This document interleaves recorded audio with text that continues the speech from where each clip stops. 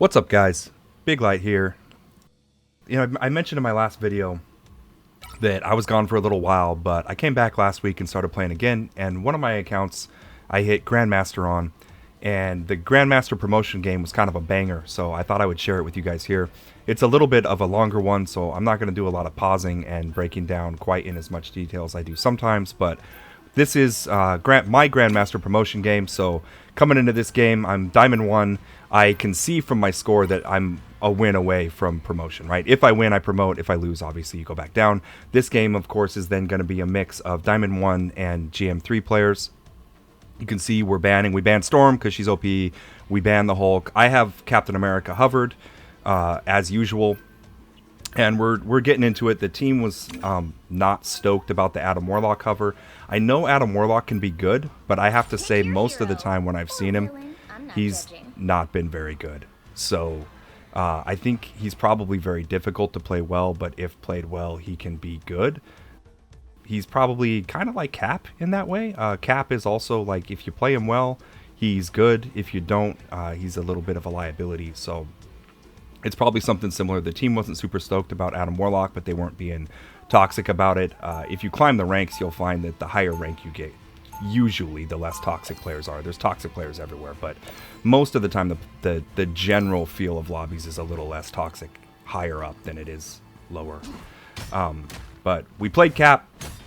We got a banger of a game. We're excited. We know if we win this one, we're going to promote to GM, which is nice. And yeah, we got a solid team. I hovered Cap, which is, then going to be my preference, but you want to make sure that there's another tank if you're going to play Cap pretty much always. And we got a Magneto, so we're in good shape. The game before, funny enough, I actually got target banned for the first time, unless they just randomly banned Captain America, which never happens. But yeah, I got target banned. Apparently there's trackers in the game now where people can easily see what you play and what your stats are. And yeah, I got target banned on Cap the game before this for the first time, but they didn't know, I guess, that I'm also a Lord Thor, and so I kind of crapped on him with Thor in the game before this when they banned my Cap. But obviously didn't happen in this game. Got to play Cap. We go out. This first fight is a little awkward. Magneto got kind of on a different angle than the healers here, which is rough. I tried to get my shield in to kind of protect him there, to reflect some stuff when he was trying to back up and save himself. But yeah, we lost Magneto.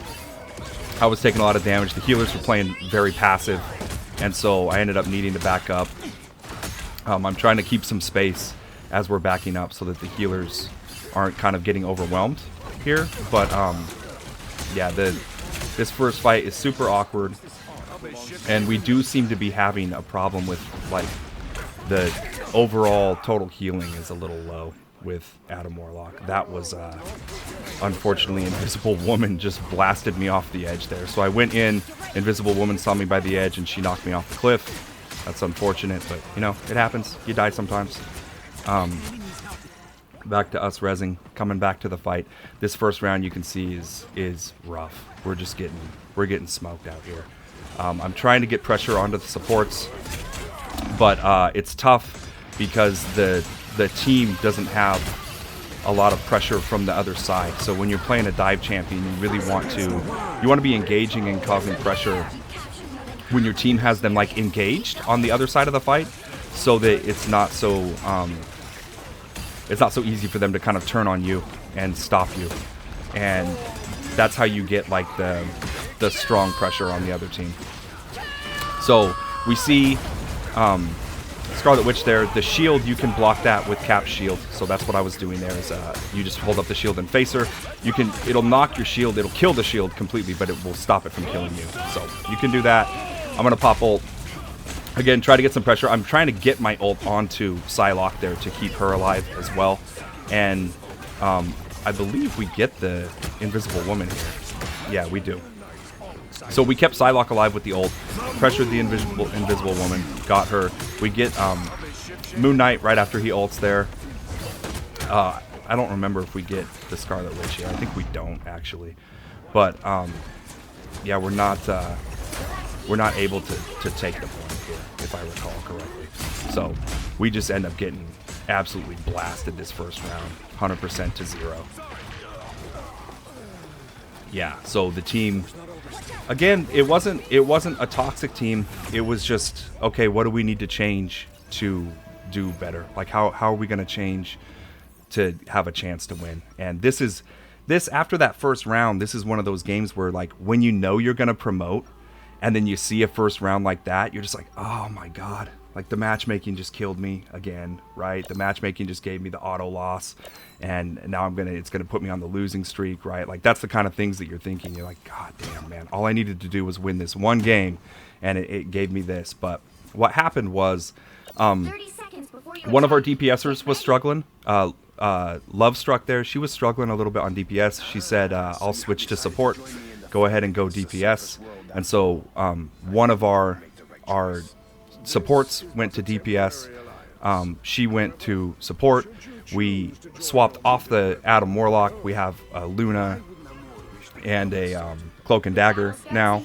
So we have just more healing throughput, which should be helpful for the Magneto. If you have a lot of healing throughput and then Magneto's survivability, he's really hard to kill. So they should be able to set a really nice like front line from that.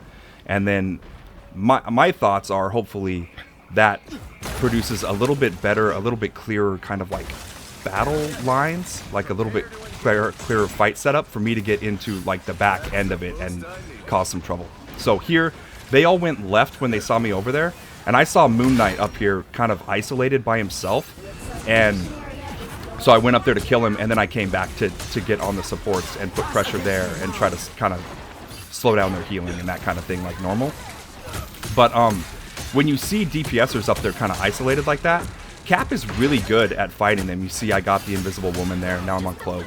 I saw her disappear, saw her pop up over here, knocked her up in front of the team, she gets killed, and we mop up the fight, take the point.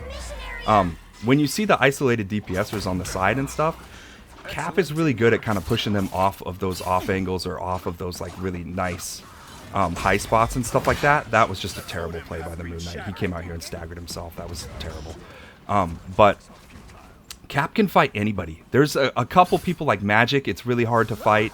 But for when it comes to just like a one-on-one, just like going up and fighting somebody to push them off of a side angle or something like that, Cap can fight pretty much anybody.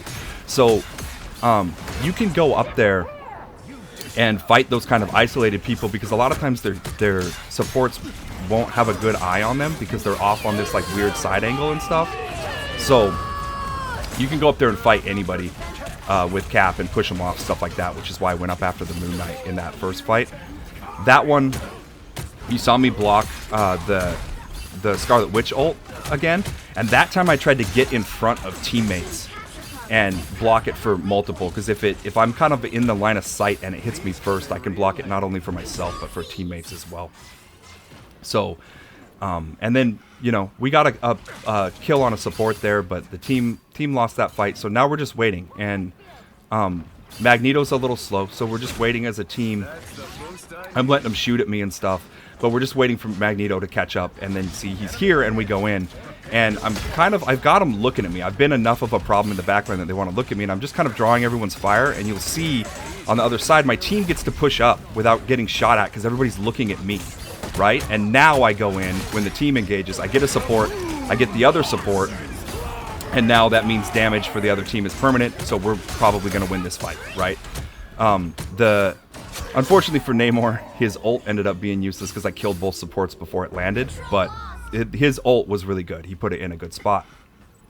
And yeah, that one, it's basically if you can go in and kill both supports like I did there, you're going to win the fight. That's it, right? Like that, supports on one team versus no supports on the other, you win that every time.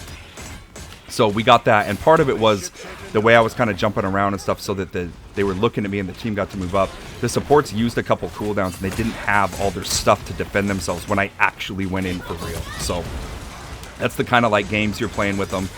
And then you can be aggressive and stuff on Cap because he's really hard to kill, right? Like, he's actually really tanky, he's really difficult to kill, he's really evasive. So you get to go in there and really just be like very aggressive with them. So the Scarlet Witch is going off again. She went too high there, I think, and missed everybody.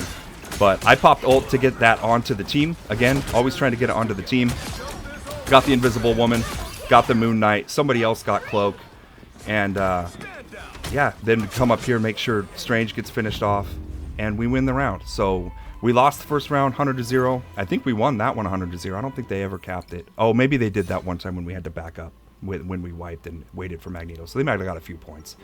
But, yeah, we won that one about as bad as we lost the first one. So now it's just going to come down to the last point, right? Got to fight it out for this one. Going for promotion. And now with the team getting a little more pressure, right? The DPS are getting a little more pressure. With the higher healing throughput, Magneto's able to be a little more aggressive, stand up front, set a front line for the team a lot nicer. You can see our effectiveness is going up a lot, and we're really getting some good stuff done on Cap now. Every time we go in there in the back line like that and start slapping up the healers, make them pay attention to us, they're not healing their team. And when they're not healing their team is gonna lose. They're gonna die. So even if my team doesn't see that healers are low and help me like finish them off or help me kill them, if my team is shooting at someone else and I'm making the healers do something other than heal that person, I'm still securing kills for my team. And that's part of the thing where Cap can have a bigger impact than what his stats look like. In this case, a lot of times I'm actually killing the supports, but even if I wasn't actually killing them, if I was just distracting them, my team could be securing kills that I actually don't hit the person on, but I'm having an effect on. And that could be getting kills and getting damage that don't show up on me and make it look like I'm doing less than I am. So this, I should have had Moon Knight way faster, but I think I was letting go of the left click too soon when he was up in the air and calling the shield back before it actually hit him. But we did get him, and that was once again, like I heard, when I was running by, I heard him. And I heard him up there on that, like, side angle. And I knew we didn't want him up there just throwing at the team. And so I went up there to push him off of it. And that's what we did. We lost the fight anyway. But that was the idea. Is like, I heard that DPS are up there. I know I can fight anybody, especially Moon Knight, right? I can annihilate Moon Knight. So I went up there to push him off of there and did. But we, unfortunately, lost the fight. Mostly because that Strange ult was really nice. That Strange ult that he landed was great. And got like all of us with it, so they wiped us on that.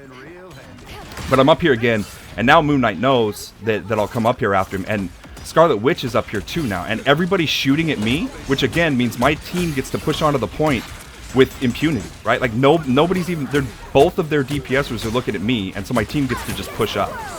And so we get to go onto the point for free. We get a support ult here. Moon Knight popped his ult.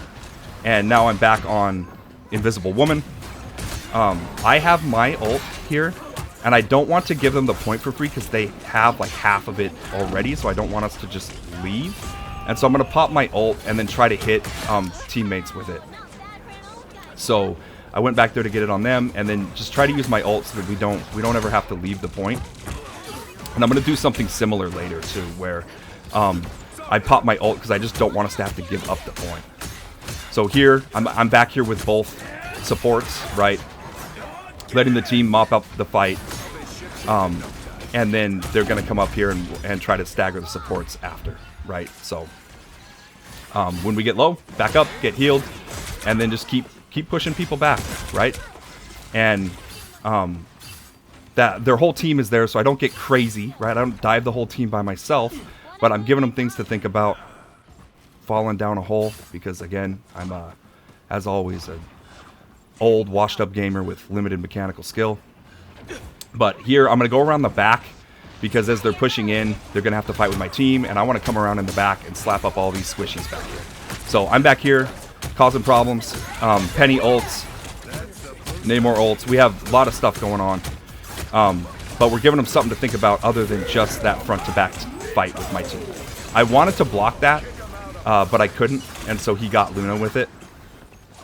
I probably should have tried to use some mobility or something to get to Luna a little faster, but we're still doing well. And then this is another one where now we have the point, and I don't want them to be able to take it, so I popped that to help keep Magneto alive so that we don't give up the point after our Luna died, right?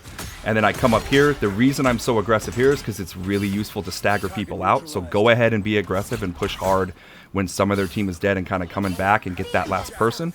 So that stagger out on their support makes them wait, right?